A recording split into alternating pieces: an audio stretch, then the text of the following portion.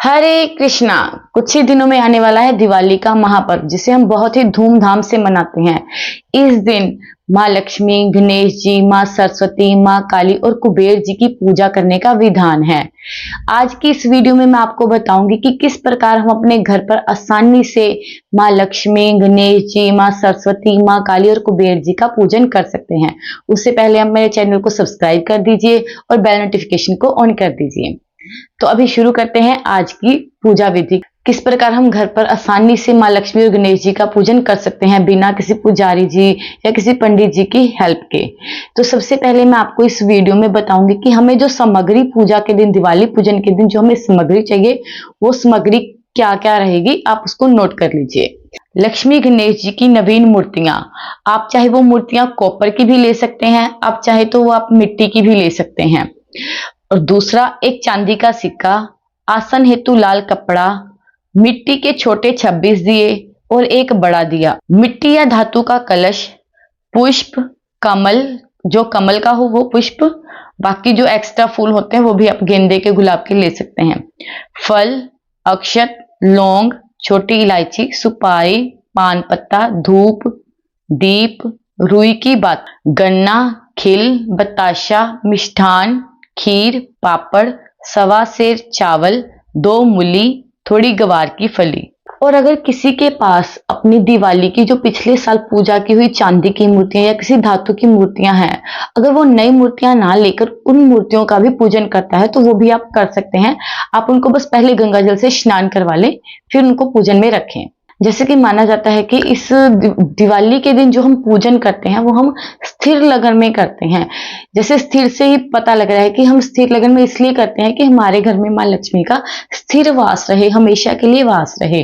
तो उसके लिए इस बार जो समय आ रहा है वो रात के 7:09 तक, 7 से 9 बजे का है। आप उसमें लक्ष्मी का पूजन कर सकते हैं क्योंकि वो स्थिर लगन रहेगा। और अगर आप किसी कारणवश इस समय में पूजन ना कर सकें तो उसके बाद एक रात्रि का समय रहेगा जो 1:30 से लेकर 3:52 रात्रि का रहेगा। अगर आप किसी कारणवश उस शुभ समय में, मुहूर्त में अगर आप लक्ष्मी पूजन नहीं कर पा रहे हैं तो आप इस रात्रि के मुहूर्त में भी पूजन कर सकते हैं। तो अब आगे चलते हैं किस प्रकार से पूजन शुरू करना है आपको। तो आपको क्या करना है, जो सारी सामग्री मैंने भी आपको बताई है इस वीडियो में, उस सारी सामग्री को आपने लेकर अपने पास रख लेना है। आपने सबसे पहले क्या करना है कि एक कलश तैयार कर लेना है, जो आप धातु का भी ले सकते हो या किसी मिट्टी का भी ले सकते हो। उस कलश को आपने भर लेना है और उसमें थोड़ा सा गंगा जल डाल देना। और जो आपकी मूर्तियां हैं नई गणेश जी और लक्ष्मी जी की, उसके ऊपर आपने गंगा जल का छींटा मार देना। और जो सारी सामग्री है उस सारी सामग्री के ऊपर भी गंगा जल का छींटा मार देना। और फिर आपने पूरा परिवार सहित पूजा के स्थान पर बैठ जाना है और सबने अपने आप को शुद्ध करने के लिए गंगा जल का छींटा मारना है। सब जो सदस्य बैठे रहेंगे पूजा में, उन सब ने अपने ऊपर गंगा जल का, एक कोई पर्सन आपने से एक सदस्य घर का गंगा जल का छींटा लेके सब सदस्यों पर मार सकते हैं। उससे क्या होता है कि शुद्ध हो जाते हैं, हम सदस्य जो पूजा में बैठते हैं वो शुद्ध हो जाते हैं। तो उसके बाद सबने आचमन करना है, हाथ में जल लेके आचमन करना है। अगर आपको आचमन की विधि आती है तो ठीक है, अगर नहीं भी आती तो आप हाथ में जल लेकर भगवान को प्रार्थना कर सकते हैं कि हम लक्ष्मी माँ का पूजन कर रहे हैं, उससे आप सफल बनाइए।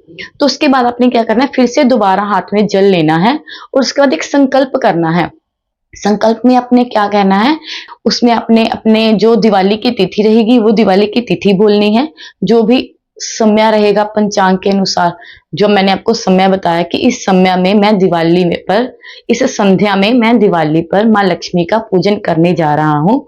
माँ लक्ष्मी हमारे घर में वास करें और हमारे घर में सुख समृद्धि दें। ऐसा एक संकल्प करना है जिसमें आपने अपना गोत्र का नाम भी लेना है और जो तिथि है उसका भी लेना है। जैसे इस बार 21 अक्टूबर की दिवाली पड़ रही है तो अपने 21 अक्टूबर का दिन और तारीख बोलना है और अपना गोत्र बोलना है। और इस प्रकार से अपने एक संकल्प लेकर उस जल को एक कटोरी में छोड़ देना है। तो सबसे पहले हमें कलश का पूजन करना है। कलश का पूजन के लिए क्या करना है, आपने जो अपने कलश लिया उसमें जल डाला, थोड़ा गंगा जल डाला, उसके बीच में आपने पान के पत्ते रख देने हैं जो मैंने आपको सामग्री में लिखवाए हुए हैं।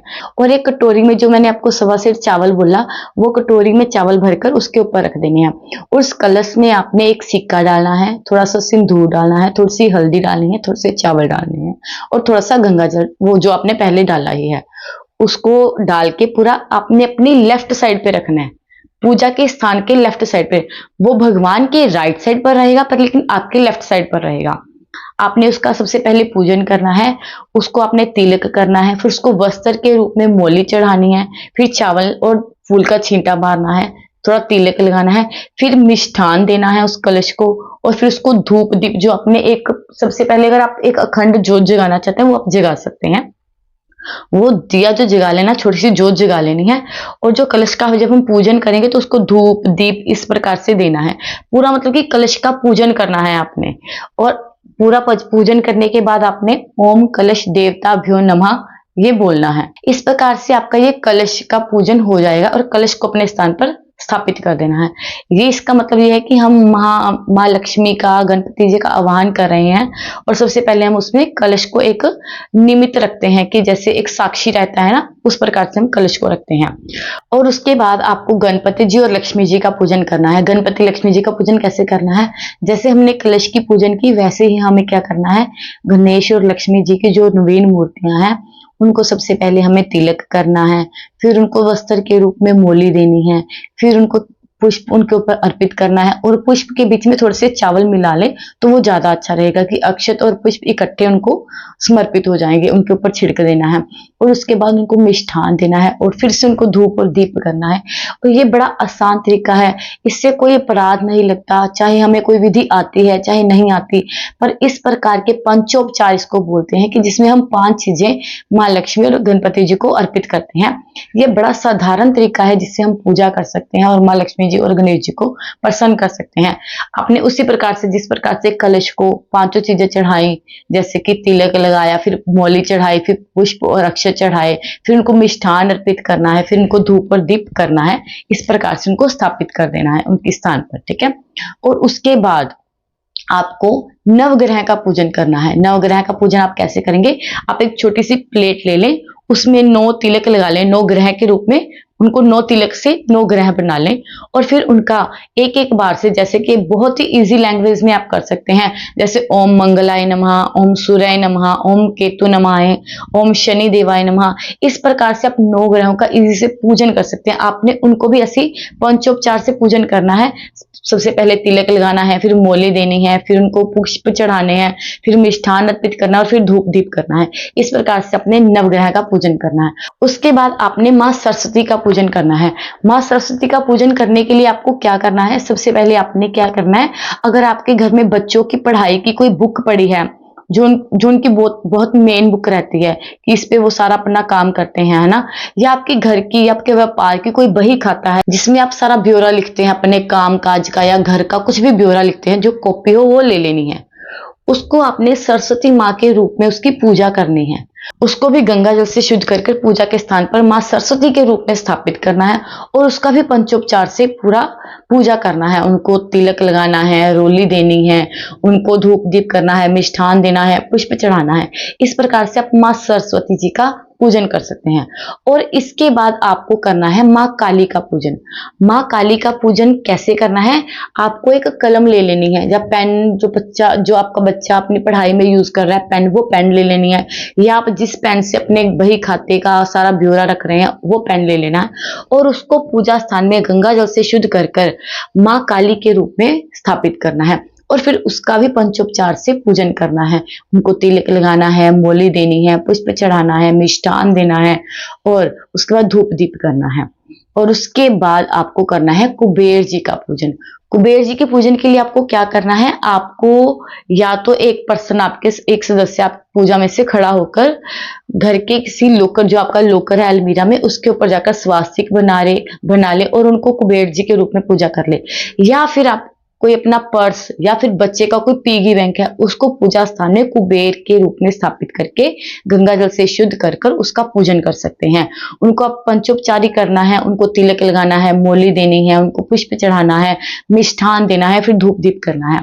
इस प्रकार से आप बड़े आसानी तरीके से अपने घर पर माँ लक्ष्मी, गणेश जी, माँ सरस्वती, माँ काली और कुबेर जी का पूजन कर सकते हैं। ये सबसे आसान विधि है। अगर आपको कोई नहीं आते मंत्रोच्चारण या आप ज्यादा ज्ञानी नहीं है, तो आप इस सरल विधि से पूजा कर माँ लक्ष्मी और गणपति जी की कृपा प्राप्त कर सकते हैं इस दिवाली पर। और उसके बाद जब जब आप ये सारा पूजन करते जाएंगे, साथ साथ में आपको इनकी आरती भी करनी है। जैसे गणपति और लक्ष्मी जी का करा पूजन, तो उसमें उनकी आरती करनी है। जब सरस्वती जी का पूजन कर लोगे तो उसमें उसके बाद सरस्वती जी की आरती करनी है। और जब हम माँ काली का पूजन कर लेंगे तो माँ काली की आरती करनी है। और जब कुबेर जी का पूजन कर लेंगे तो हमें कुबेर जी की आरती करनी है। इस प्रकार से सारा पूजन करने के बाद आपने जो दिए लाए हैं, 26 जो दिए हैं, वो दिए सारे प्रज्वलित कर लेने हैं। जो 5 घी देसी घी के रहेंगे, उसमें से एक दिया आपने तुलसी पर जलाना है, दूसरा दिया राम जी के मंदिर में जलाना है जहां पर राम जी के विग्रह हो वहां पर, तीसरा दिया अपने घर के किचन में जलाना है, चौथा दिया आपने आपके घर के ब्रह्म स्थान में, जो घर का सेंटर होता है ना, वहां पर जलाना है। और पांचवा दिया है जो वो जहां जहां पर आप पूजा करेंगे वहीं पर पड़ा रहने देना है, ठीक है।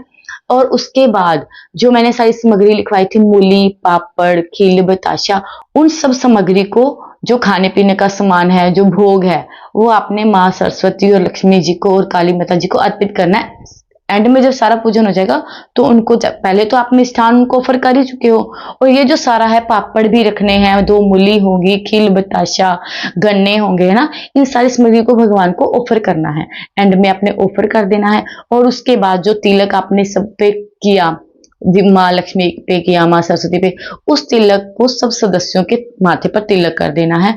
और एक कलावा भी बांध देना है सिर की हाथों पर। और उसके बाद ये सारा आपका पूजन हो जाएगा। उसके बाद अगर आप चाहें तो धन वर्षा पोटली बना सकते हैं। इसकी वीडियो मैंने पहले ही अपने चैनल पर डाल दी है, अगर चाहें तो धन वर्षा पोटली भी बना सकते हैं। तो इस प्रकार अपने घर पर आप बड़ी आसानी से ये इस दिवाली माँ लक्ष्मी और गणेश जी की कृपा प्राप्त कर सकते हैं। बिल्कुल आसान विधि से, बिल्कुल ही आसान विधि से ये है जिससे आप पूजन कर सकते हैं। अगर आपको ये सारी पूजा विधि अच्छी लगी हो तो प्लीज कमेंट में हरे कृष्णा जरूर लिखिए। हरे कृष्णा।